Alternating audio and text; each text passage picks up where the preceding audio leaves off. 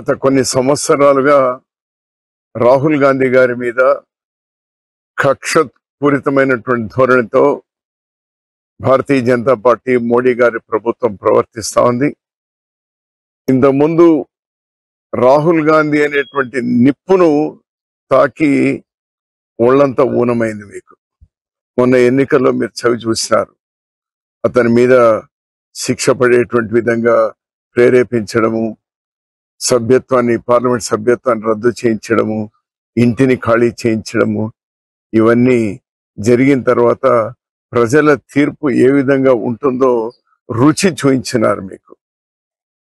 మళ్ళీ రాహుల్ గాంధీ గారు నిన్నటి రోజు పార్లమెంట్ లో చక్ర వ్యూహం, పద్మ వ్యూహం అనేటువంటి దాన్ని మిళితం చేసి మీరెంత రాక్షసంగా ప్రజల్ని, యువతను, రైతుల్ని అందరినీ వంచిస్తా ఉన్నారో అతను పార్లమెంట్ లో అద్భుతంగా ప్రతి ఒక్కరికి కూడా 140 కోట్ల భారతీయులు గుండెలు హత్తుకునేటువంటి విధంగా అతను ఒక హృదయ స్పందనగా మాట్లాడితే దానికి పాజిటివ్ గా తీసుకోకుండా మళ్ళీ పర్సనల్ గా ఈడీ మరొకటి దాడి చేపిస్తాము అనేటువంటి సంకేతాలు మీరు పంపుతా ఉన్నారు.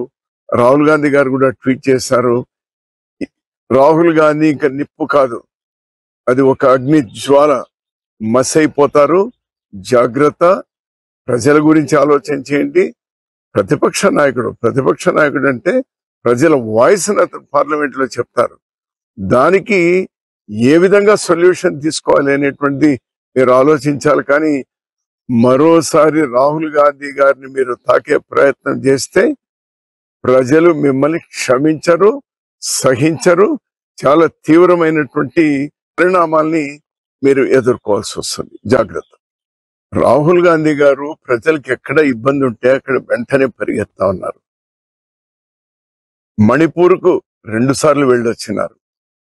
వాళ్ళతో మమేకమైనారు, వాళ్ళకు ధైర్యాన్ని ఇచ్చే ప్రయత్నం చేస్తారు, మీ కళ్ళు తెరిపించే ప్రయత్నం చేసినారు.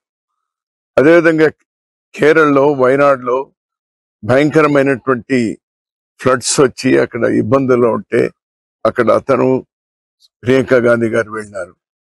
ప్రధానమంత్రి గారు పోరేంటి, రక్షణ మంత్రి గారు పోరేంటి? వాటిని అడ్రస్ చేయకుండా రాహుల్ గాంధీ గారిని నియంత్రించేటువంటి ప్రయత్నం ఏదైతే ఉందో అది డైరెక్ట్ గా ప్రజలకు